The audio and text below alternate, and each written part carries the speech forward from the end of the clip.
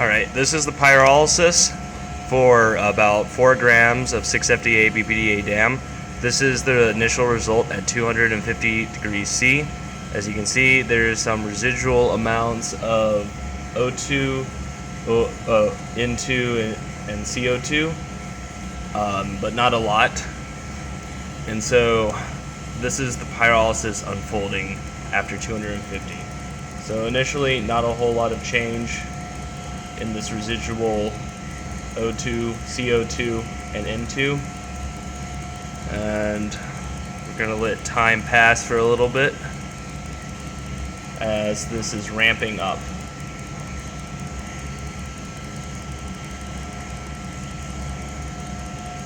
Not a lot of change.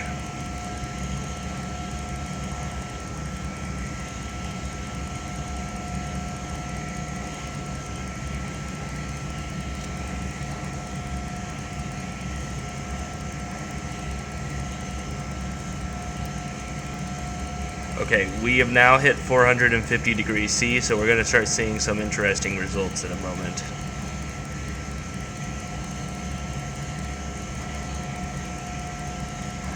You can notice now that this CO2 and CO readings are increasing. And watch here, here's fluoroform forming right here and here. There's also a little bit of HF right here at this peak, and we're gonna watch these grow. So there's fluoroform growing, there's HF growing. Carbon monoxide is not changing a whole lot, or CO2, but they're definitely increasing quite a bit right now. Now there's one interesting peak that's forming right now at 85. I don't know what that is, but it's there. So I'm not sure what that is. So now we're going to let it continue. This is 343. We've hit past 550. So it's now during the 550 soak time. So now it's just soaking right now. See, fluoroform has now gone away. There's still a bit of HF, I think.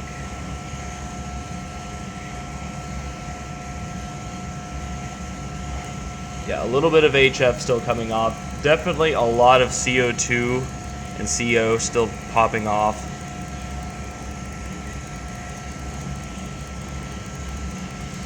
The peak at 85 has totally disappeared.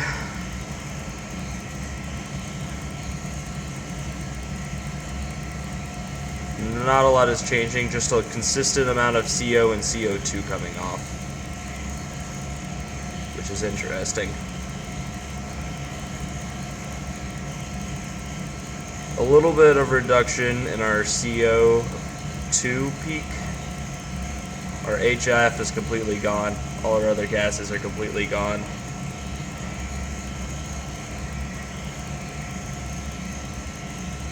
Right now, most of these other peaks are just diminishing, if anything.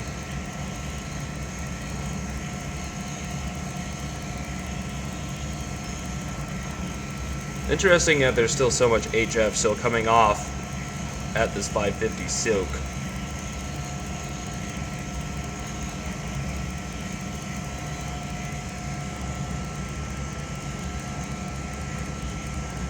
CO and CO2 have gone down quite a bit. Alright, now we've hit our second ramp. This is now increasing up to 1,000 degrees Celsius.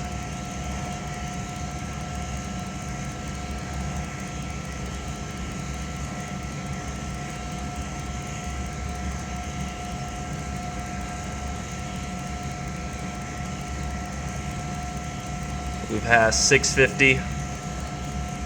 We're getting some CO coming off. Maybe a little bit of CO2, but yeah, watch that CO peak grow. Interestingly, we have a new peak that is formed right here at 27. I'm not sure if that is related to nitrogen, but there probably is a little bit of nitrogen coming off, but it's hard to say. But there is a peak at 14 and a peak at 28. So nitrogen and CO? I don't know, it's hard to say. Okay, continuing.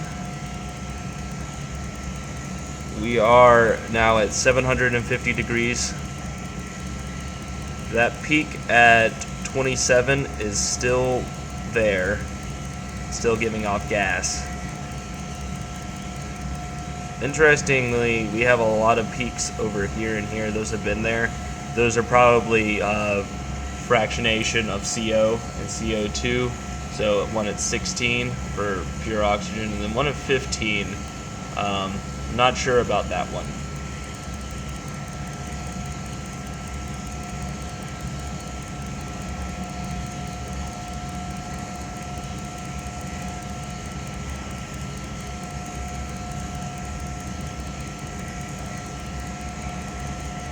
Our carbon monoxide peak has started to drop down quite a bit.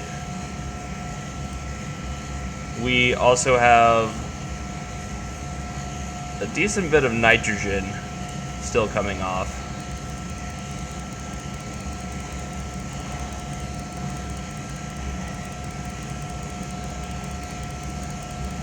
And we are now approaching 950. A lot of our peak at 28 is now starting to go down a bit. Quite a prominent peak here at 18. So there might actually be some water coming off in a decent proportion at these higher temperatures, which is interesting.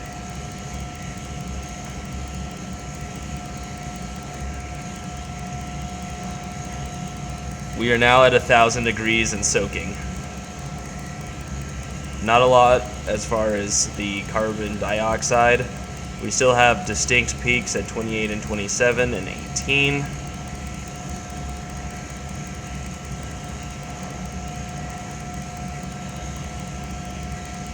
We are now just soaking at 1,000.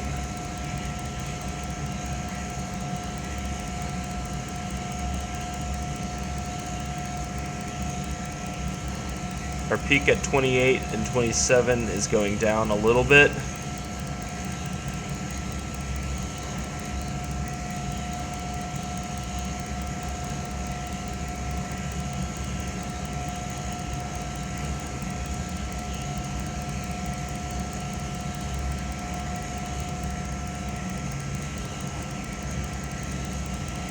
Still at 1,000.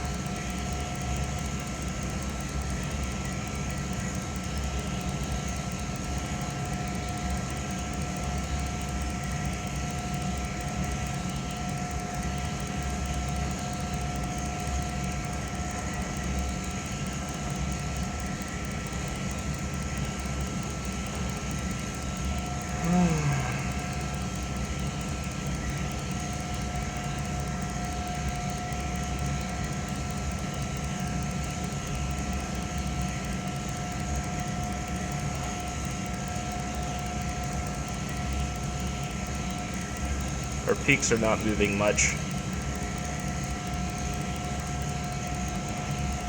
Okay, we have now started cooling down.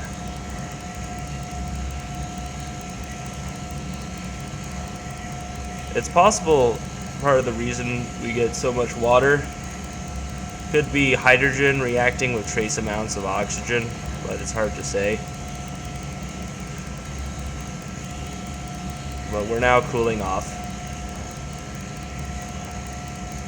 It doesn't help that there's this residual nitrogen here that is causing some interference.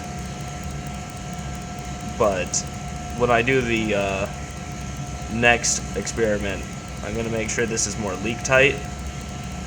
I'm also going to make sure that we have a little bit less statics by reducing the speed of the sampling. So that might help. So more leak tight, slower speed, we'll have less noise and less interference from gases leaking in, hopefully.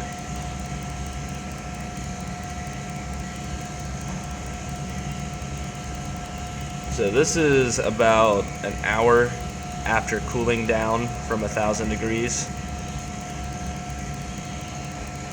Very little change.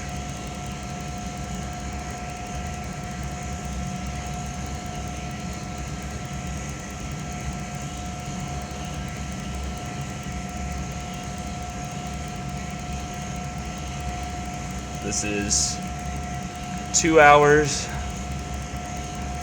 of no change.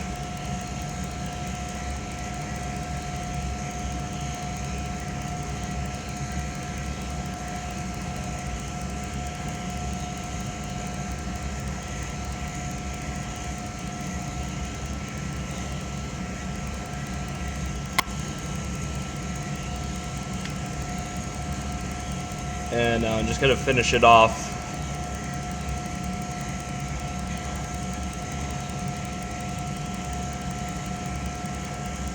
as nothing's really happening.